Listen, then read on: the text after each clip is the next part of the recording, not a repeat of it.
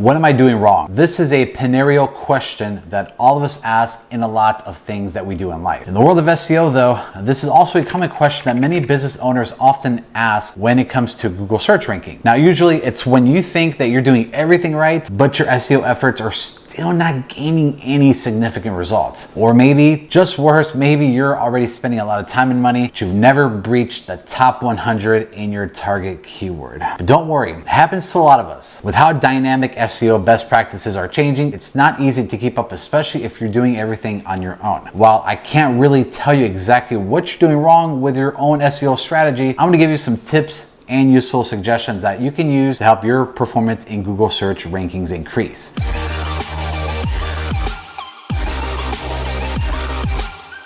So in this video, we're going to talk about the 5 common SEO mistakes. If you want to improve your Google search rankings, make sure that you're avoiding these missteps. Inconsistent NAP citations. So first, let's start with the basics. If you've done basic SEO before, you probably know what citations are. But I'll be happy just to repeat what they are, just to make sure that we're all on the same page. So NAP stands for name, address, and phone number. NAP citations therefore are listings of your business name, address, and phone number in different websites, online directories, pages, etc. These citations are important because Google uses these to verify whether your business information is accurate. Just like when you go for a job interview and your employer asks you for your personal references. So these references are requested in order for the company to learn more about you, if you are who you say you are, and if your job history is accurate. If you don't have credible references who can vouch for you, this could affect your chances of being hired. Now, with Google search rankings, NAP citations serve just like these references. They vouch for your accuracy and credibility of your own business. It is then important that the information listed in these citations are consistent. Now, you can't have different names and addresses or even phone numbers because that's going to confuse Google and make it think that you're running a shady operation. You don't want that. While it may seem easy enough to keep everything the same, many business owners still make the awful mistake of having inconsistent business information all over the internet.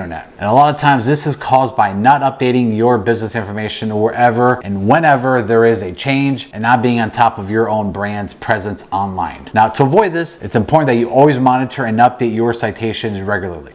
Keyword stuffing. Next on our list is what I consider a mortal sin when it comes to SEO, and that is keyword stuffing. Now, what exactly does this mean? It means filling your web copy and articles with the same keywords over and over and over and over. I think you get my point. To the point that overall content does not make sense anymore. In the early days of SEO, this sort of kind of worked. That's because having your target keywords in your content multiple times were used to fool Google that you were the most relevant search result. But now Google is much smarter. If your target keyword is pizza delivery, you cannot just put that 500 times in a 1,000 word blog post. Obviously, whoever reads that post will immediately see that it does not make any logical sense. Now, searchers will immediately go back to the search result to look for more relevant content, bringing your rankings even further down the pipe. Worse, Google can also penalize you, which you could lower your search ranking or remove you from the results altogether. And believe me, you don't want to be permanently disappear from Google search results because then you'll be not found. Google has dominated and is still dominating the search engine market with over 92% market share as of the first quarter of 2021. So getting yourself kicked out of Google's rankings is a definite no-no. To avoid being penalized, it is then very critical to make sure that you avoid overusing your keywords or placing them in an awkward part of your content. But wait, is there a rule on how many times you can use a certain keyword? This is where keyword density comes into play. So keyword density is the number of times that a keyword appears relative to the word count. Now, many online experts recommend that a keyword density of 1 to 2% is good. This means that your target keyword should only then appear 1 to 2 times for every 100 words. So if you're writing a 1,000 word article, your target should therefore appear 10 to 20 times. However, there's always an exception. Now, before you become too conscious about the number of times that a keyword appears on text, you first should always focus on the quality of your content first. Is the content providing value? Is it well written? Does it flow naturally to the person reading it? Now, once you've considered all of these things, you can proceed to count how many times you've used this keyword. If you're only using it once or twice, consider increasing it maybe a few more times, but avoid adding it in if it makes the sentence less coherent. If you have too many keywords, then try to lessen them. But how would you do that? You can use similar terms, related words, or synonyms as replacements. But don't worry, lessening the number of keywords will not hurt you. Instead, it can even help. And that's because using these related terms actually helps Google have an idea that your content is relative to what the searchers needs. Low quality filler articles. Another common mistake is publishing low quality content. Now, these are badly written articles or blog posts that have incorrect grammar, spelling mistakes, wrong keyword use, no headings, and very low in accuracy. You can find a bajillion of these different articles on the internet. But let's be honest here for a second. The reason why this is happening is because this type of content is dirt cheap. So why not? As long as these keywords are crammed in there somewhere, better than nothing,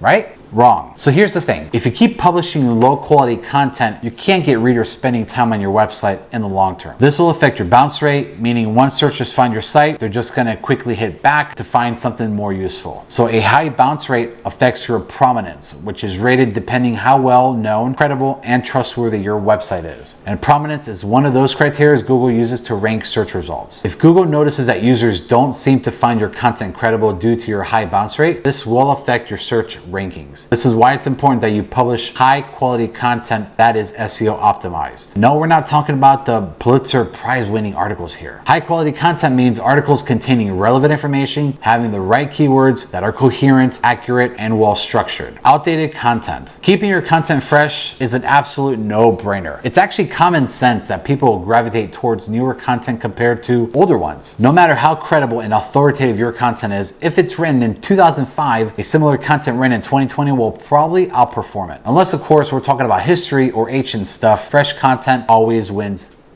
Hands down. So if you have outdated content, it is definitely time to publish newer ones. But what about evergreen content? Now that doesn't get old, does it? Well, if there's one type of content that many clients love, that's evergreen content. As this term suggests, evergreen means always fresh. So the information in an article that's evergreen stays relevant over time, even over a long period of time. But why do clients love this? Because it means that they can get their money's worth. A piece of content can work hard for them for a long time. That's why including evergreen content in your content strategy is therefore a good thing. However, there's also a risk. You might fall into the trap of being complacent in just sticking with evergreen forever content, not updating any of your content with newer ones. The thing is this, even if your content is evergreen, that does not mean you just forget about it. You still have to constantly update it to make sure that it stays fresh and relevant. Just like plants, for example. You still have to water the plant, you have to put it under the sun in order to keep it healthy and green. Otherwise, gonna die. That applies to evergreen content too. We all know that nothing is permanent in this world, so you have to still update your content regularly with whatever latest information is relevant. And better still, it's advisable to produce a new content to increase keyword opportunities and to have more web pages for Google to index. Not promoting your content. So you finally have a series of high quality written blog posts. You hit publish and they're online. You're sure that they're so amazing that there's no way that they won't get any clicks or page views. But after several days and weeks and months, nobody seems to notice your post. Now, how did that happen? Well, in this day and age, you can't just expect people to publish content and then have people find them easily. It just doesn't work that way. Unless you already have a huge and loyal following, you're just not going to get the eyeballs unless you do some promo work. Yep. You have to get the word out that you have this incredible piece of content that's already on your website. But how do you do that? You have to use social media like Facebook, Instagram, Twitter, LinkedIn, just to name a few. You can also join Facebook groups where you think members can benefit from your content. Put an excerpt of your post and direct them straight to your website. Another method is using email newsletters to tell your target customers to check out your blog or your website. Remember that you have a lot of competition out there. When you're campaigning for users to check out your site, you're not just competing with your direct competitors in the same industry or business segment. You're competing with everyone and everything that they could spend their time on while they're online. That means even funny cat videos and internet memes are your competition. That's why you have to put yourself out there and promote your content as best as you can. Avoid the common SEO mistakes by hiring professionals. If you're committing one or more of these SEO mistakes, it's okay. It's not the end of the world. You can still pick yourself up and you can definitely do a lot better than what you've done before. By recognizing these mistakes, you're actually closer to improving your own SEO strategy. If you're a local business and you need help to boost your Google search rankings, we can definitely help. If you're a large corporation and you want to grow your brand and get the word out, we can help as well. You don't need to spend all your time and effort doing it all by yourself and at the end not knowing whether you're going to get any results. Overtake the competition by taking advantage of how the SEO experts do it. Does that sound exciting to you? Let us know in the comments below if you have any questions on how you may be able to rank higher on Google. You never know, we may feature one of your questions on our next video. Thanks for watching. We'll see you then.